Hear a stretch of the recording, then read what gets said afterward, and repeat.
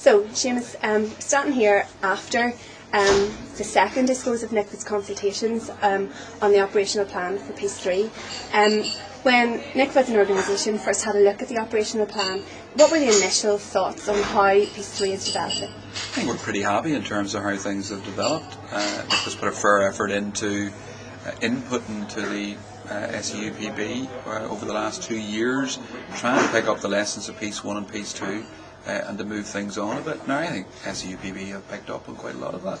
We're pretty happy on the more strategic focus, that is bigger focus on peace and reconciliation. And we're certainly happy that the number of agents involved in the delivery of the funds will be much reduced. That was something our sector really wanted to hear.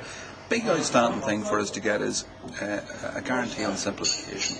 We want to see the processes really simplified.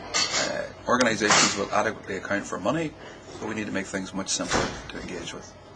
In terms of, you've mentioned the streamlining of delivery bodies, and some people are saying that the loss of LSPs is going to mean the loss of local ownership. How important do you think that local input is to peace and reconciliation? I think it is important, and I think there'll be a number of mechanisms. Clearly, one of the problems we have is we're not quite sure how many district councils that there are going to be in Northern Ireland. In terms of the review of public administration, we expect 7.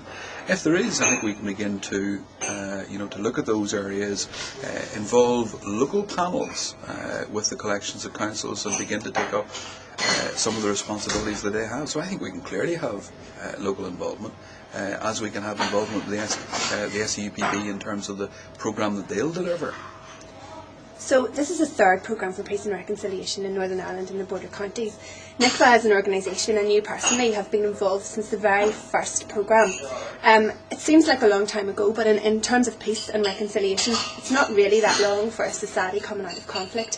What do you think are the key advantages and lessons that 2.5 and now 3 peace programmes have brought Northern Ireland and the border counties and the voluntary and community sector? I think when everything started off, the first peace programme was very, very wide. You could say it was mile wide and inch deep.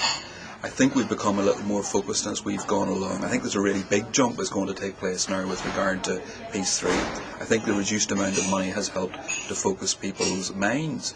But the one thing we're absolutely sure about is that issues like peace and reconciliation are really a long-term thing. We will be into 15 years now of a special programme in terms of Peace 3. But that will not be the end of it. We need to consider how quite a lot of the activities are actually mainstreamed into normal day-to-day in Northern Ireland business. It will be the business of politicians and government in Northern Ireland to carry an awful lot of this forward. Because we won't have reconciliation at the end of 15 years. The issues have been alive for 400 years. Why would they change so fast? And in terms of the wider voluntary and community sector, we know that European funding is only 9% of the funding that comes into the sector. It's 9% in overall terms, but how important do you think it is? It's very important to particular parts of the sector. It's 9%, but it's not spread evenly. There's large numbers of organisations who don't get European money, never did. Sometimes people think Northern Ireland's awash with European cash. That's what keeps it afloat. It's not the case. And I think it's going to be even more focused this time. So we will be looking at an outcome focus in terms of who can contribute to actually building a reconciliation process. And some voluntary and community organisations will do that. But a large amount are involved in different things, and they'll not really be involved in the programme at all. And of course the peace funding you touched on is just one of a number of European funding and mainstream funding streams that are available to the sector. How important do you think it is that voluntary and community organisations assess what's available to them and find the correct funding for their kind of work? One of the things I think we've always said is that organisations should never chase the money. Just because a fund appears is no reason necessarily to go after that. People should be strategic in what they do. They should look at what their own mission is, what it is they're trying to achieve, and then they should source appropriate funds, wherever that happens to be. If they're involved in peace and reconciliation, then the Peace Fund may well be the one for them. But if they're involved in children's organisations, it'll be elsewhere. And I think people have to be focused on that. So work out what it is they want to do, and then see if they can find appropriate places that deliver those type of resources. One of the key questions that arose out of today's seminar was the impact of the Assembly that looks like will be established in the middle of the design of the peace programme. That happened in Peace 2 as well, and the Assembly had a big impact on what Peace 2 looked like. How important do you think that is? Do you think it's something that people should be unduly worried about? And what role do you think that our elected representatives should have in peace and reconciliation, and the programme in particular? I think that last time around things were different, because I do think that our politicians, the same as others, treat it as a special fund. Therefore, the things that they regarded as priorities, and for a lot of them they were economic priorities, I think that's where they tried to push the fund. Things have become much more focused now.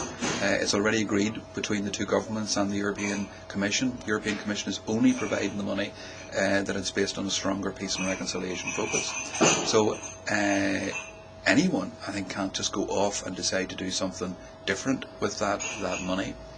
I think our politicians and political parties have probably involved themselves much more at the earlier stages of the development of this fund. So I think that they will seamlessly, I think, take on board the consultation thus far, and if there is an executive after an election, I think they'll build on that. I don't think they'll look to start from point one again.